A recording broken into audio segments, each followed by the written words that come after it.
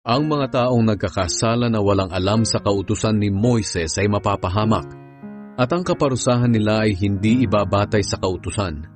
Ang mga nakakaalam naman ng kautusan ni Moises pero patuloy na gumagawa ng kasamaan ay parurusahan na batay sa kautusan. Sapagkat hindi ang nakikinig sa kautusan ang itinuturing ng Diyos na matuwid, kundi ang tumutupad nito. Ang mga hindi Hudyo ay walang kaalaman tungkol sa kautusan ni Moises. Pero kung gumagawa sila ng naaayon sa sinasabi ng kautusan, ipinapakita nila na kahit wala silang alam tungkol dito, ay alam nila ang nararapat gawin.